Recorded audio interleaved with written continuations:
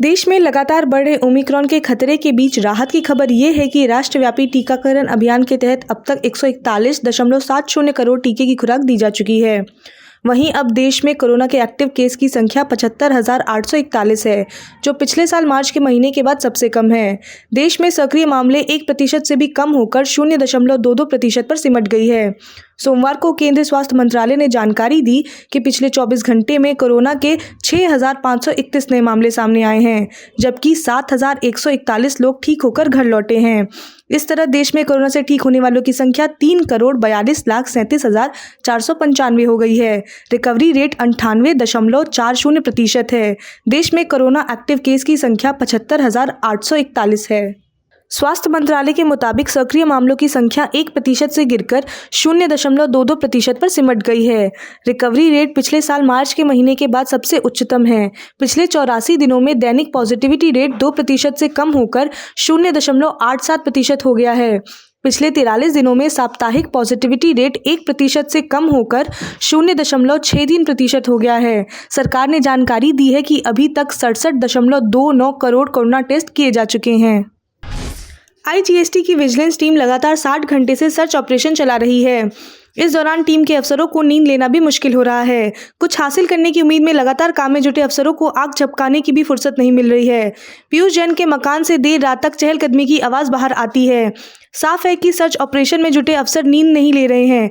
पहले कानपुर और अब कन्नौज में इत्र कारोबारी पीयूष जैन के घर और कारोबारी ठिकाने पर खजाने की तलाश में जुटी जीएसटी की विजिलेंस टीम शुक्रवार की दोपहर यहां आ गई थी। उसी दिन शाम 4 बजे से सदस्य पीयूष जैन के मकान में दाखिल हुए थे। तब से लेकर अब तक 60 घंटे से भी ज्यादा समय गुजर चुका है।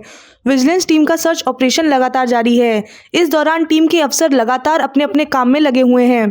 ताला खुलवाने से लेकर दस्तावेजों की पड़ताल करने वाले लोग लगातार काम कर रहे हैं। विजिलेंस टीम के साथ उनकी मदद में शामिल यहाँ के लोकल पुलिसकर्मी भी हैं। पुलिसकर्मी भी तब से लेकर लगातार उनके साथ ही हैं।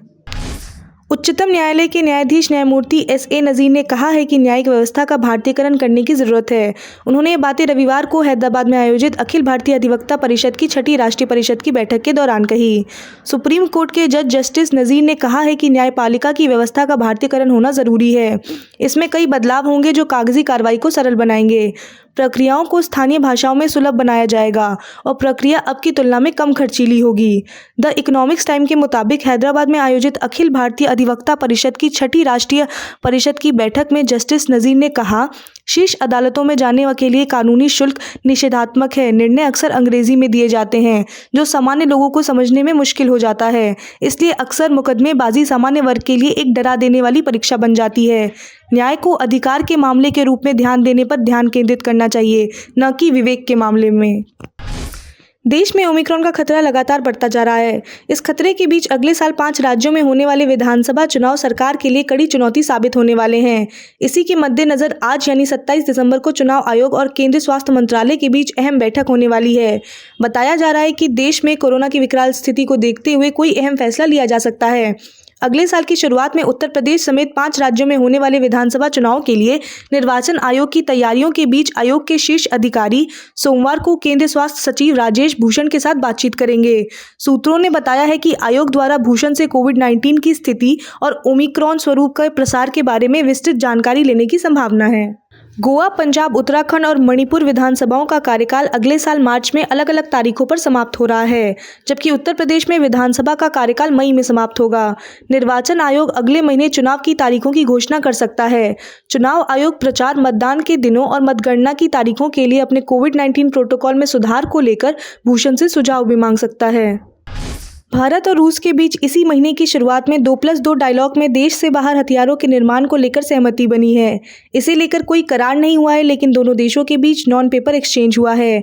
इसके तहत सेंट्रल एशिया के देशों कजाकिस्तान, किर्गिस्तान, तजिकिस्तान, तुर्कमेनिस्तान और उज्बेकिस्तान में हथियारों के उत्पादन का प्रस्ताव है। यह उत्पादन इन देशों में स्थित सोवियत काल की फैक्ट्रियों में ही किया जाएगा। इकोनॉमिक टाइम्स की रिपोर्ट के मुताबिक दोनों देशों के बीच इसे लेकर सहमति बनी है और आने वाले दिनों में इस प्रस्ताव पर आगे भी बढ़ सकता है। बता दें कि पीएम मोदी सेंट्रल एशिया के देशों को भारत के विस्तृत पड़ोसियों को दर्जा देते रहे हैं। हाल ही में इन देशों के विदेश मंत्रियों की मीटिंग भी दिल्ली में बुलाई गई थी।